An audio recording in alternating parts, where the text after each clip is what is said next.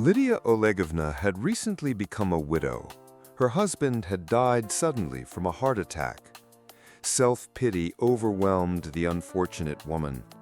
30 years of marriage had flown by like a single day, and looking back, she regretted only one thing. Why had she never had a child? But there had been no chance. After 5 years of marriage, Alexander Andreevich had announced that he could not have children. The doctor's verdict was final. Many considered Lydia lucky to have such a husband. He was 5 years older than her, educated, and very polite. His delicacy toward her won the admiration of everyone around them. But Lydia took Alexander's actions for granted. That was just how things were in their family. "You are my queen, Lida," Sasha said once, looking into her eyes. "We are happy together. Why do we need anyone else? We can live without children. The important thing is to take care of each other. You are the most important person in the world to me. Yes, my love, I am always sure of your feelings for me. We will be together for life, won't we? Don't doubt it. I am with you forever." The couple lived harmoniously and never gave the slightest reason for arguments. Time passed, they grew old, but their relationship remained tender, filled with the romance of first love. When Alexander fell ill, Lydia cared for him like a child. He often traveled to sanatoriums and resorts for treatment, but he still faded away day by day. When Lydia was left alone, she struggled to pull herself together. For a long time, she couldn't bring herself to tidy up his study. But one day, she finally decided to enter the small room with a desk, a sofa, and 2 large bookshelves. She needed to sort through everything, set some things aside, pack others, and throw away the waste paper basket. She immediately took out the trash, but decided to deal with the rest later. The cleaning took several days. At first, Lydia just wandered around the study, thinking that her husband would never open the door or sit at his desk. Suddenly, she was startled by the ring of the phone in her hand. It was her old friend Zina, who had moved to another city years ago. They had spoken rarely in recent years and almost never met. "Lida, hello. How are you?" The familiar voice seemed to come from afar. "I'll be coming soon. I need to visit your local administration for work. Would you mind if I stayed with you for a couple of days? I don't think I'll need more." "Zina, hello. How wonderful. I'm so glad. Come as soon as you can. We'll sit and talk in the evening. When should I expect you?" "Tomorrow after lunch." Lydia was delighted by this unexpected call, which gave her hope of seeing a close friend. She postponed cleaning the study for a few more days, believing that after Zina's arrival, she would feel a little better, and the pain of losing her beloved would not tear her heart apart so fiercely. The women's joy at seeing each other was boundless. Before sitting down at the table, they managed to cry together, but quickly comforted each other. Both had suffered many losses, and they were horrified to realize that they had no close relatives left, only distant ones, with whom they had never maintained a relationship. "Lida, why did this happen? We couldn't have children. My husband, as soon as he found out it was my fault, left me without an heir. And you sacrificed everything for Sasha's well-being." "Zina, nothing can be changed now. If it were possible, I would do the same again. I would never leave my husband. He was an extraordinary man. Such men are rare." Zina sighed. "It's a shame he left so soon." "You know, Zina, are you free tomorrow afternoon? We can make plans for that time. And can you help me sort out Sasha's study? I still can't bring myself to do it." "Of course I'll help. Don't doubt it. We'll do it together." The next day, after Zina returned from the city administration, the friends walked around the city and sat on the bench in the nearest square. But soon they realized they couldn't delay any longer and returned home. The study door was wide open, and the heavy curtains created a mysterious atmosphere inside the room. It was hard to make out the outlines of the desk and bookshelves. "Oh," Zina shuddered. "What's that? Who opened this door?" Lydia smiled. "No mysticism here. I just wanted to motivate us to clean. Otherwise, we'd never start. I opened the study as soon as you left the door. Now we'll get to work." Lydia quickly entered the room and drew back the heavy curtains. The sunlight transformed everything around them. The women smiled and began. First, they decided to tidy up the cabinets. They vacuumed everything, even the walls, and then the shelves. To remove the dust from the books, they prepared soft cloths, dampened them in clean water, and gently wiped the covers.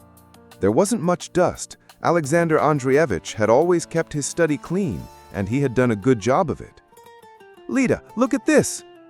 "What is this? I don't understand. Come here quickly, or I'll faint." "Lida, calm down, please. What happened?" "Look! This is Sasha's hiding place. He made it long ago from books, joking that he would hide money from me there, and when he saved enough, he would buy me a beautiful necklace. But I forbade him to do it, so he just put the piggy bank on the shelf and never used it. I checked. But there are letters and photos here. That's what scared me." "Let's look together." The friends saw several photos of a child. Some showed a newborn, others a growing baby. There were only 5 photos. Lydia and Zina were most interested in 2 envelopes with small notes inside. After reading them, the women gasped. "This can't be," Lydia cried through her tears. "He couldn't do this to me." "Lida, don't get so upset. Maybe the doctors were wrong." "I don't know what to believe anymore," Zina replied. "If he had a child at such an old age, it means he deceived me. It turns out I was the one who couldn't have children." "Lida, Sasha pitied you. He understood that the problem was with you, so he took the blame. He was very smart. He didn't do anything without reason. And this child was for the best. Just read what his mother writes." "Lida, there are only 2 lines here. Some Marina writes that the result of their meeting in the sanatorium was the birth of a son. Look, she doesn't ask him for anything. She just thanks him for the child." "Lida, I can't see through my tears. It's like I've gone blind." "Calm down. All these letters were written 3 years ago. Now Sasha's son is still very young. But why did your husband put all this in a hiding place known to you? What did he want to say?" "Lida, stop crying. We need to think. Let's see what's in the second letter." Again, just a couple of lines. It says that Marina and the child are leaving the city. Here, she writes that she's giving the address just in case. It's strange. "Zina, I can't take it anymore. It's good that you're with me. What would I do without you?" Lydia sat in the apartment, unable to comprehend what had happened. The next morning, the friends searched for the address in an unfamiliar small town. The needed apartment building was found near the center. Without slowing down, they rushed to the 5th floor. The women hadn't even caught their breath when the door on the landing opened and they saw a thin, pretty, middle-aged woman. Apparently, she was in a hurry to take out the trash. She held a small bucket with a lid. "Hello, who are you? Who are you looking for?" the hostess asked. "We're looking for Marina," Zina said. "She should live in this apartment." "That's me. What do you want from me?" "We need to talk to you seriously," Zina stammered. "I don't know how to discuss this on the landing." "Then come in." The woman opened the door to the unexpected guests. "We'll talk in the apartment."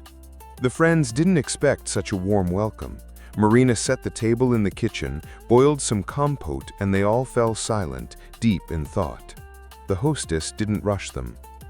"Sparrows and crows?" Lydia asked her friend. "Such little ones are afraid of everything. Their lives are always in danger. Even cute domestic cats can eat them. But let's get back to our question. Otherwise, the hostess has been looking at us in surprise for a long time." "Forgive me, Marina. Did you know this man?" Zina showed a photo of Alexander Andreevich and froze, waiting. "Yes, of course," Marina sighed. "You know, I already guessed that you didn't come to me for nothing. This is Sasha. We met him in the sanatorium. Did you also get treated there? Lydia's voice rose, but Zina immediately tugged at her sleeve. No, at that time I worked there. As what? A nurse, Marina continued. No, Lydia smiled. I'm a cardiologist. After Vitalik was born, I moved to this city. There's a clinic and a hospital here, so there's plenty of work. Do you rent this apartment? Questions poured from the friends. I bought it after selling the previous one, so I don't need anything and I don't ask Alexander Andreevich for anything. Forgive me. How did you find out about me? And about Vitalik's photos in the hiding place that Sasha made back in our youth? It's a thick book with partially cut out pages. Everything was there. Oh, he died. What a shame. He was such a good man. Marina's voice trembled. I really didn't know him for long, but I did manage to have a child with him. Lida, he called right after the birth, congratulated me on Vitalik's birth, transferred me 100,000 rubles, took them from the stash, but refused to recognize the child, saying he didn't want to upset his wife. However, I didn't insist for long. I lived alone, didn't meet anyone, bought an apartment myself, and worked a lot to be independent of my mother. She's old and sick. And you? Didn't you plan to continue seeing Alexander Andreevich? Zina looked closely at the woman. No. Why? Then everything happened somehow unconsciously. I worried a lot later. I didn't need scandals. I couldn't even imagine that I would find myself in such a position one day. But what can you do? Forgive me, Lida, if you can. I have a son, and now I know what to live for. The door to the kitchen opened quietly, and a sleepy little boy stood on the threshold, looking from one unfamiliar woman to the other, not understanding where they had come from. Then the child frowned and was about to cry, but Marina picked him up, kissed him gently on the cheek, and said, "Good morning, my dear." Good morning, Mummy. Vitalik hugged Marina around the neck and pressed his little body tightly against her. The boy's blue eyes sparkled with curiosity, and the women looked at him in amazement. The child was very similar to his father, whom he didn't know at all. This amazing phenomenon had a mesmerizing effect on everyone present, making them remember the one who was no longer among the living and think about what to do next. Zina voiced her thoughts. Wow, I didn't expect this. Look, Lida, this child is a copy of Sasha. His photos don't give the same impression as in real life. An amazing case. I can't come to my senses. Is it really possible? What a beautiful boy. Does he go to kindergarten? Yes, Vitalik likes kindergarten. He has many friends there, and he's good with them. He even misses them on weekends and asks to go to the group. What should we do? We came to Sasha's child without a gift, Lida whispered to her friend. Let's go to the store and buy him a big toy. You know, we'll leave you and your son for a few minutes. Let's go, Zinaida. We're old women, we walk slowly, and in an unfamiliar city. About an hour or an hour and a half later, they returned. The boy was already fully awake and ran joyfully from one room to another. When he saw the teddy bear, he rushed to hug it. However, the women pulled the child away from the toy. Wait, Vitalik, wait a little. First we'll unpack it, remove this bag, Lida said. This bear is your protector and friend. You won't offend him, will you? No, no, no, the child screamed, hugging the bear. I'll play with him. Forgive us. We probably shouldn't have invaded your life. Each of us has our own trials. Few are lucky enough to live a cloudless life. We didn't upset you too much, did we? No, what are you saying? It's sad that everything happened this way, but I'm glad I have a son. I'll handle raising him myself. You don't need to worry. I won't ask for money, but if we see you again, you and Vitalik won't be against it, will you? Zina asked. Of course, come. Just call first. Here's my home phone number. Marina tore a piece of paper with a row of numbers from the notebook. The friends left in a completely different mood. Now there was no uncertainty, no thick fog enveloping them. Although they immediately understood everything, they decided to postpone the conversation until they got home. All the way, the women traveled in silence. Each seemed to have just become a participant in some incredible event that could radically change her entire life. Back at Lydia's apartment, after a short rest, the women sat on the sofa and reflected on what had happened. On the coffee table lay a book with photos of the boy and 2 notes from his mother. It was Alexander Andreevich who carefully put everything in the hiding place. Perhaps he assumed that one day his wife would meet his little son, even if unrecognized. Or maybe Sasha did everything on purpose. Zinaida thoughtfully pushed the cup away from her eyes. I can't think of anything else. You mean he planned the child on purpose? No, what are you saying, Lida? Don't be offended, my friend. Oh, forgive me, it's unreasonable, but I still think that he had some intention. He was a pragmatic man. Everything he did was for a reason. It's not that he wanted to have a child, but that, given the situation, he wanted to somehow ease your subsequent lonely life in some way.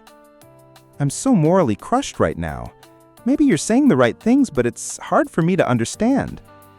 Okay, I still have time to talk seriously with you. Almost the entire next week I will live with you. Just listen to me, Lida. Maybe you will make the right decisions. All week, the women discussed their trip and meeting with Alexander's son at his mother. Strangely, none of them felt anger or jealousy. They really liked the boy. Unexpectedly, the friends wanted to see him again. This time, they agreed to go to Marina in a couple of months. They didn't want to be too intrusive. During this time, Zinaida and Lydia often called each other. Their conversations came alive when they talked about the child. They had already gotten used to the fact that Alexander had a son, and now they were thinking about how else to please the boy. One day, they decided to call Marina and warn her in advance about their arrival. Hello, Lida and I, still can't come to our senses after the last trip, but we're already planning another one.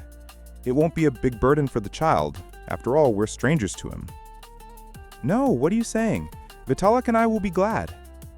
Zinaida Evgenyevna, and how will you justify yourself at work? Don't worry, Marinichka. I still have unused vacation. I'll take it in parts. Would you come alone or with Lydia Olegovna? We want to come together. Will there be enough sleeping places? No, what are you saying? I'll accommodate you. It's not about that. It's just that I'm being sent to advanced training courses for doctors, so someone will need to stay with the child. I've already arranged with the kindergarten to transfer Vitalik to full-time stay, but he needs to be picked up on weekends. I have no one to turn to, but I trust you. Marinichka, and we'll cope. Of course, even without a doubt. Vitalik is already 4 years old. He's an independent guy with me. If there are any questions, you'll call me. I'll explain everything. Okay, we'll help you with Lida, and I'll save my vacation. I'm so glad. I can't express it. I'll wait for you this Thursday, and on Sunday I'll fly away. After the call, Lida and Zina were inspired. Now their life had acquired at least some meaning. Their help was sincerely needed, and the sincerity in their relationship with Marina was obvious. The friends realized that they had done the right thing by deciding to meet the woman who had borne Alexander's child. They discussed what they would need for the trip and what to buy for the boy. The next month they dedicated to Vitalik. On Friday evening, the women picked up the child from kindergarten and walked with him in the nearest square, then returned home. The boy got used to both of them and was happy to see them. The weekend flew by unnoticed for all three. Zina managed the household, Lydia looked after Vitalik, played with him, and then they all ate and always went for a walk. The friends could talk a lot with Vitalik. The boy's resourcefulness sometimes surprised them. He calmly sat at concerts, looked with interest at the canvases of artists in the local museum, and easily assembled constructors. Vitalik shared with Lydia his dream of a kitten, small and fluffy, but his mother was categorically against such a neighbor in the apartment, and the boys suffered greatly. Lydia's call was unexpected. Vitalik wants a kitten. He talks about it constantly. The thing is, his friend's parents bought a little sphinx. Now he wants one too. What should we do? Ask him to wait until I arrive. Marina thought, real sphinxes are not cheap, and the kitten will need care. How will I leave him alone at home? He'll be in kindergarten, I'll be at work, and the kitten will be alone. It turns out we need to come up with something so as not to traumatize the child's psyche. Maybe I'll buy a kitten, but let him live with me on weekends. I'll bring him with me. Then Vitalik will calm down, and I'll have a friend. And then we'll see. If the child can take care of him, we'll give him another one. That's right, let's do that. Over time, trips to Marina became more frequent. All the women became so close that they had already forgotten about the rather strange situation that had brought them all together. Vitalik grew up, and his resemblance to Alexander became more noticeable. His character also resembled his father's. He studied persistently and graduated from school with honors. He considered Zina and Lydia his real grandmothers, although the story of his family Lydia called Zinaida. "Our grandson hasn't come to us for a long time, has he?"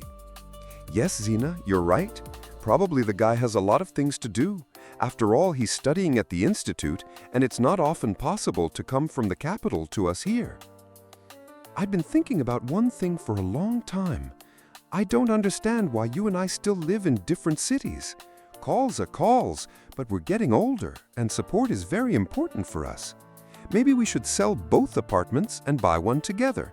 It will be more fun to meet old age." "It's too early for you to talk about old age," her friend said. Lydia thought and agreed. "It's good that you thought of it, because I didn't even assume that I could change my life for the better. But maybe we don't need to sell both. Move in with me. There's enough space for both of us, and there will still be some left."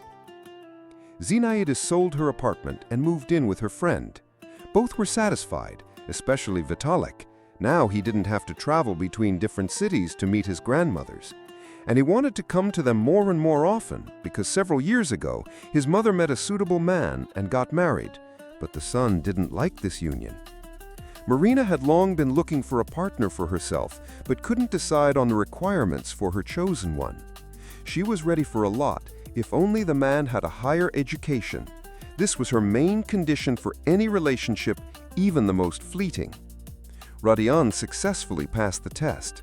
Unfortunately, he didn't have his own housing, and after the marriage, his wife's grandmother's. "Where are you?" Vitalik called the women, barely opening the door with his key. "I'm already here, and here we are." "My dear, how glad we are that you've come," the friends answered joyfully. "We were in the kitchen, hurrying to heat everything up." "Oh, how happy I am that I came to you. I also miss my mom, but I'd rather stay with you. There's that Rodion." "And what's the matter?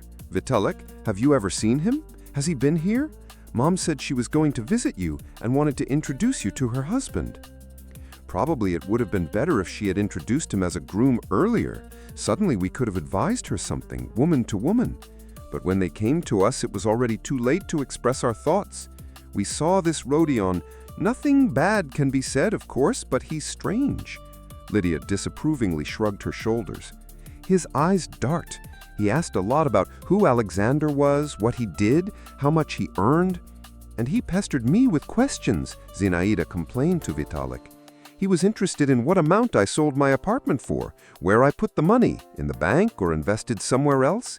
Even you, Vitalik, didn't ask about it. And with this one, the first time we met, and I should answer him? Grandma Zina, I hope Rodion didn't say anything. Vitalik was seriously worried. I'm already worried about my mom. How will she live with such a person? Yes, the thing is, Zinaida was already upset because of her reckless act. I treated him with all my soul at first, didn't see any tricks. Only later did I realize that he was having strange conversations, trying to find out everything from us with Lydia. And this is not only impolite, but also suspicious. We'll have to discuss his behavior with everyone.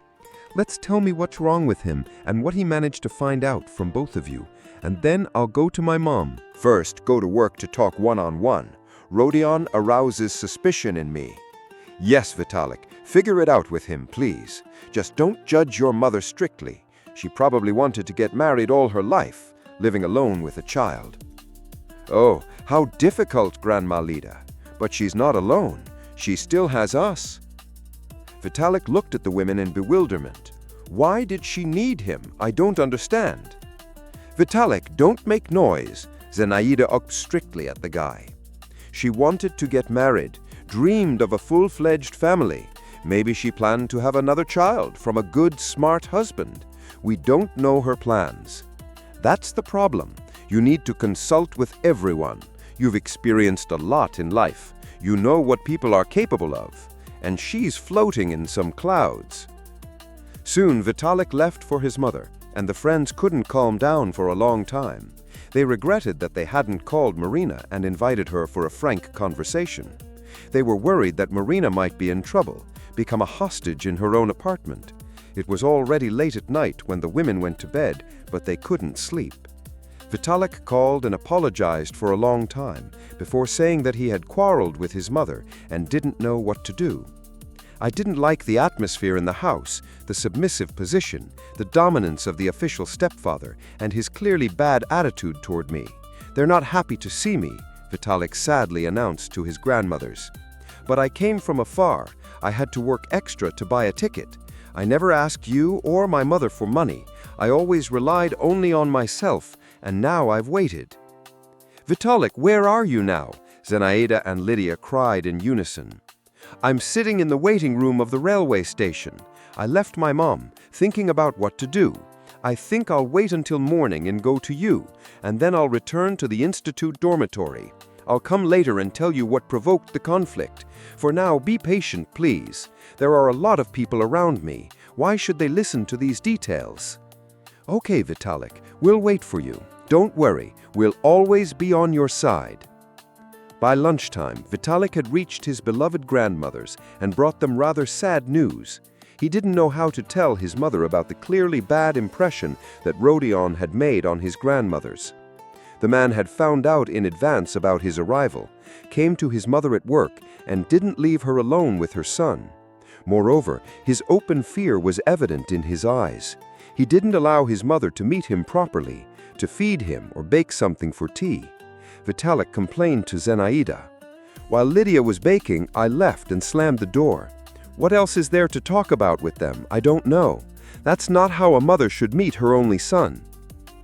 Everyone makes mistakes. Give her a little time and she'll figure it out herself. And what if not? And suddenly she can't without our help. She'll think that I'm angry with her, cry on his shoulder, and that's exactly what Rodion needs. Maybe you're exaggerating. And the warmth of her hands, a huge sweet pie, here's something tasty for you. Eat please, and don't worry. We'll talk after eating. First, go to work to talk one-on-one. Rodion arouses suspicion in me. Yes, Vitalik, figure it out with him, please. Just don't judge your mother strictly. She probably wanted to get married all her life, living alone with a child. Oh, how difficult, Grandma Lida.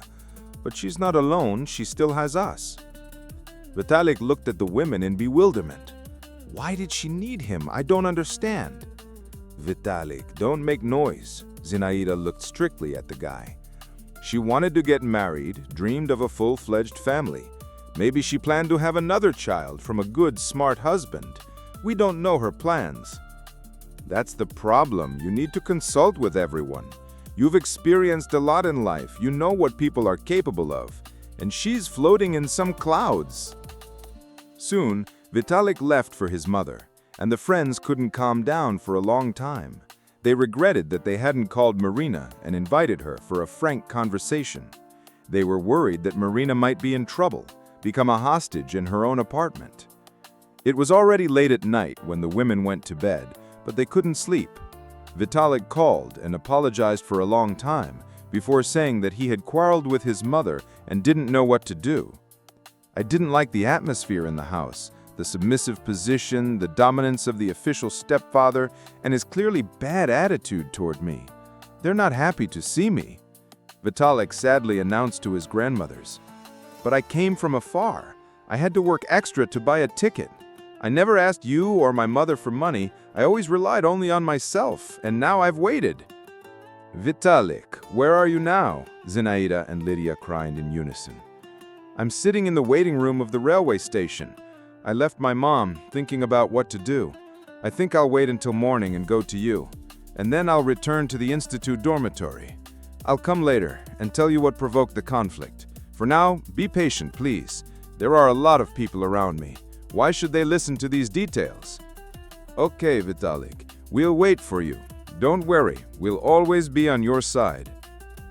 By lunchtime, Vitalik had reached his beloved grandmothers and brought them rather sad news. He didn't know how to tell his mother about the clearly bad impression that Rodion had made on his grandmothers. The man had found out in advance about his arrival, came to his mother at work, and didn't leave her alone with her son. Moreover, his open fear was evident in his eyes. He didn't allow her to meet him properly, to feed him or bake something for tea. Vitalik complained to Zinaida. While Lydia was baking, I left and slammed the door. What else is there to talk about with them? I don't know. That's not how a mother should meet her only son. Everyone makes mistakes. Give her a little time and she'll figure it out herself. And what if she doesn't? And suddenly she can't without our help? She'll think that I'm angry with her. She'll cry on his shoulder, and that's exactly what Rodion needs. Maybe you're exaggerating. And the warmth of her hands? A huge sweet pie? Here's something tasty for you. Eat, please, and don't worry. We'll talk after eating. Vitalik waited for the call and thoughtfully ran his finger over the surface of the kitchen table. The guy couldn't decide if he had given the right advice to his frightened and confused mother. Maybe he had put her in danger.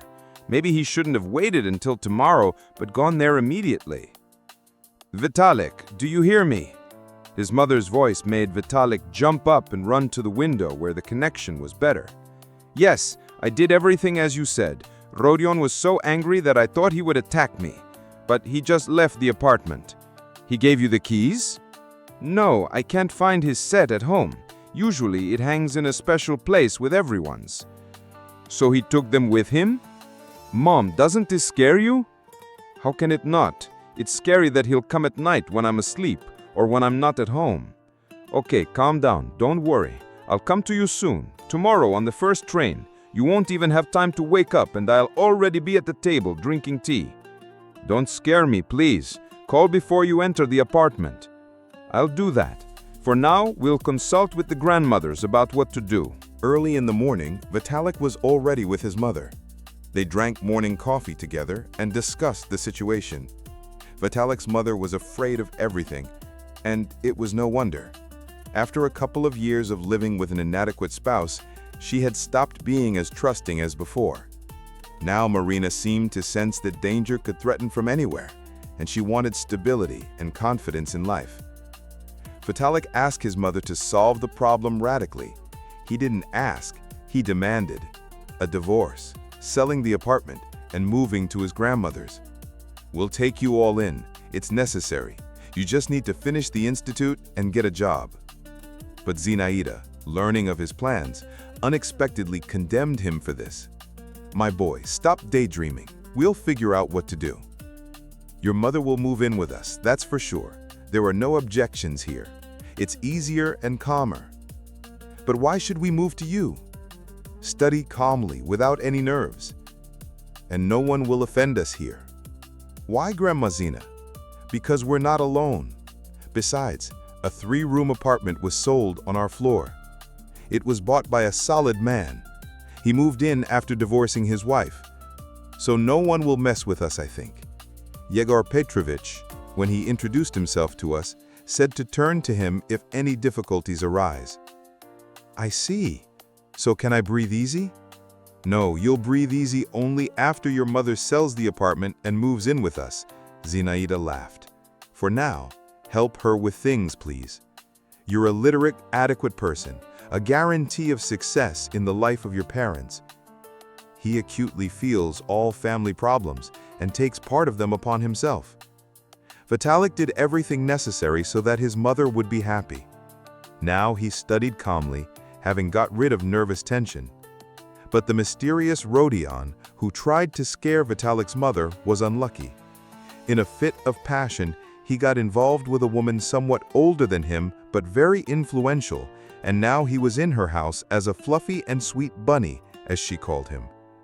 Where his rudeness and impudence had gone was unknown. He no longer quarreled with anyone, walked around the house in soft slippers with pom-poms, and was probably happy. Marina lived with Lydia, Zinaida, and the cat, once bought by the grandmothers for Vitalik. The apartment was large. She was given a separate room. She continued her medical practice and no longer looked at men. Sometimes she sighed, thinking that she was unlucky in family life, but then she remembered her son and pushed the thoughts away. Vitalik had already graduated from the institute and got a job.